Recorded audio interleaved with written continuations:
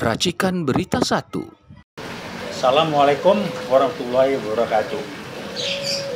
Kami akan menyampaikan pada Anda, pemirsa, mengenai FUFA dan gugatan pengadilan pidana dan perdata terakhir oleh Bro Egy Sujana terhadap kebohongan yang namanya Joko Widodo.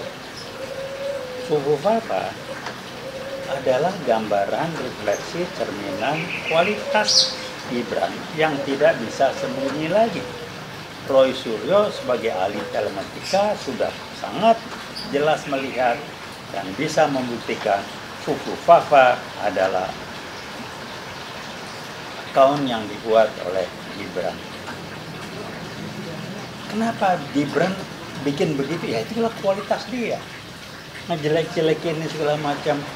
Nah sekarang bayangkan kalau kualitas anaknya begitu, bapaknya ngajarin apa ya anaknya begitu ya? Ya kira-kira begitulah. Jadi kalau guyonan tapi serius, jangan catur negara, pantas saja amburadul. Anak aja ngawur nggak dibenahin bagaimana? Jadi udahlah ya. Jadi masalah FUFA tapi lihai, Jokowi lihai, dia bisa menyusupkan sehingga Gibran bisa jadi cawapres. Ya tunggu jadi wapres lah bukannya. Tunggu aja nanti.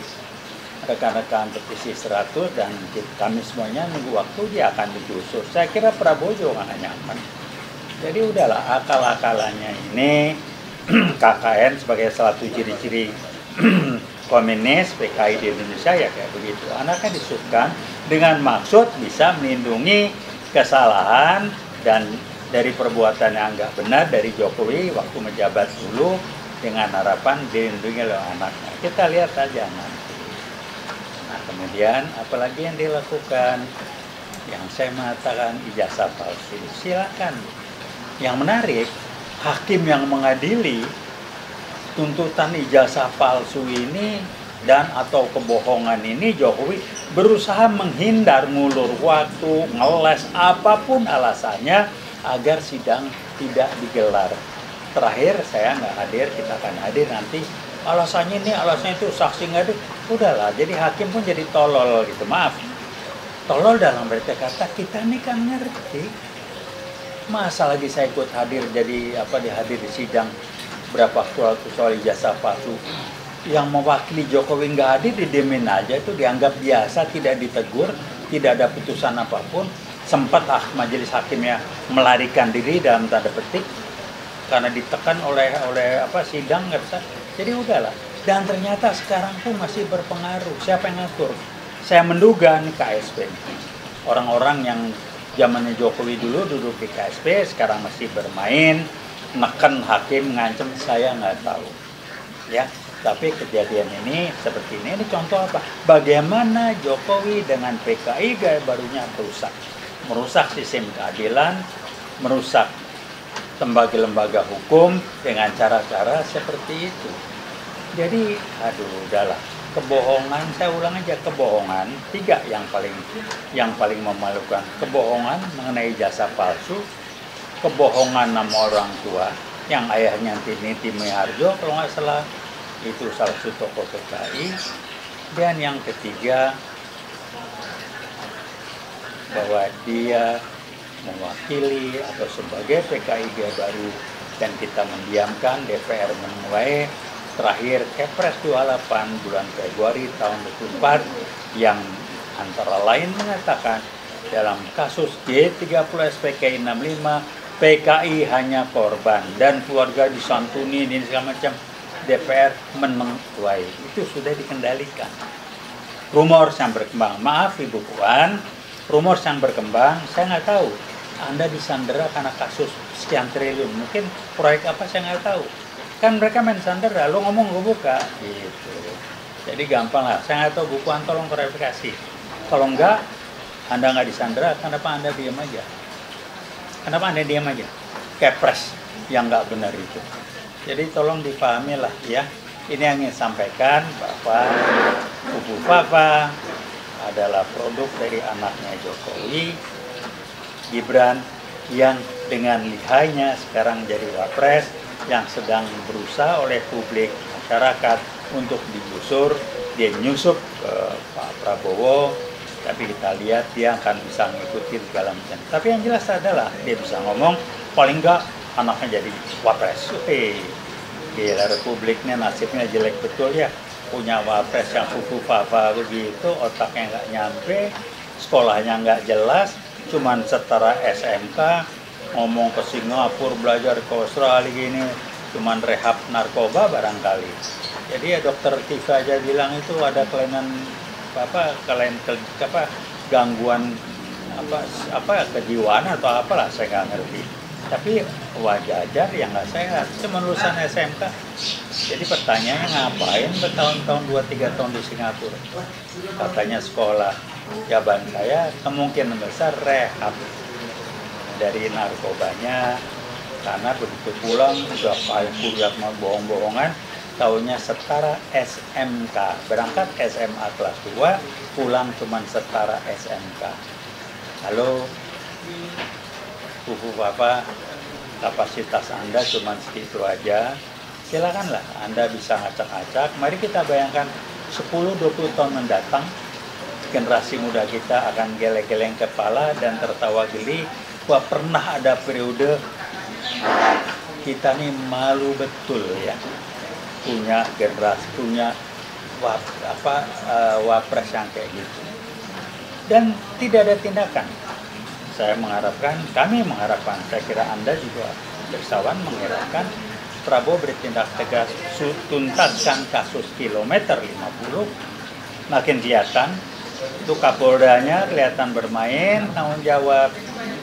Kedua, kasus Kanjuruhan, sekian banyak orang meninggal, tenang-tenang aja. Ketiga, yang besar juga, petugas-petugas dalam pemilu yang sekian ratus orang kalau nggak salah meninggal, tidak boleh diautopsi ada apakah gerangan.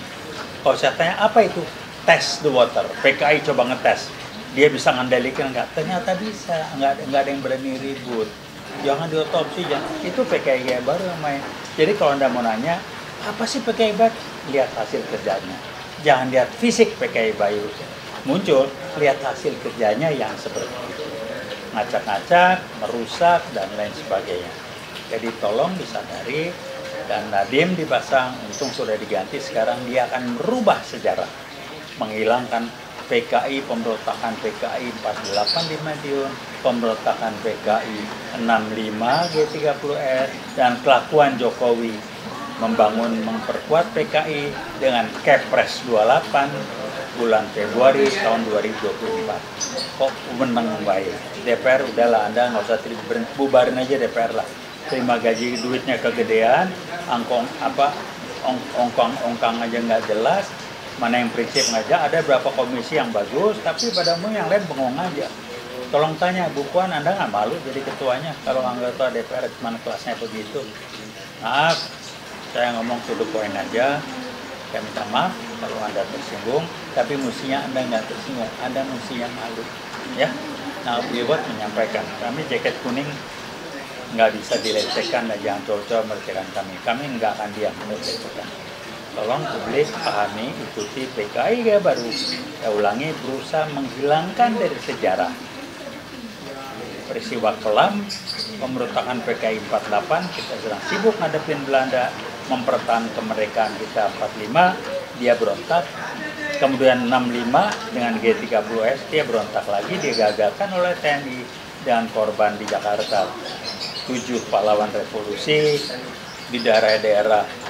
Lalu ada Kolonel Katamso juga, dan banyak lagi daerah, berapa kiai dibantai apa segala macam itu. Jadi inilah PKI yang kita sebut tampil dengan wajah baru, tidak tampil ke permukaan, yaitu kita beri nama PKI gaya baru, risetnya ada.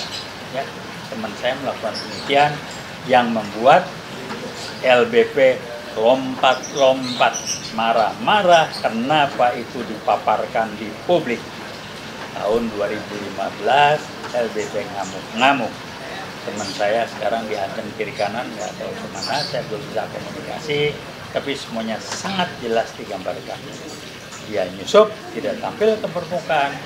Yang dikejar adalah sistem, aturan, segala macam konstitusi itu yang dicoba dirubah jadi acak-acak sesuai dan untuk kepentingan PKI Gaya Baru, bahkan menggunakan pejabat tangan orang lain yang bukan PKI tapi disusun. Itu aja untuk mengingatkan, kami akan terus berbicara hati-hati, PKI Gaya Baru dan Jokowi adalah PKI Gaya Baru. Mudah-mudahan Pak Prabowo mencabut Kepres, mengkoreksi Kepres 28 2024 bulan Februari bahwa G30S 65 PKI adalah korban. Tolong dicabut dan dibenahin. Terima kasih.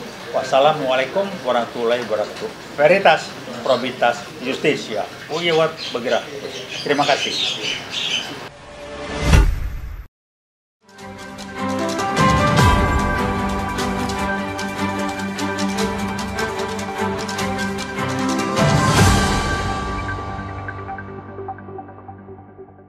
Racikan Berita 1.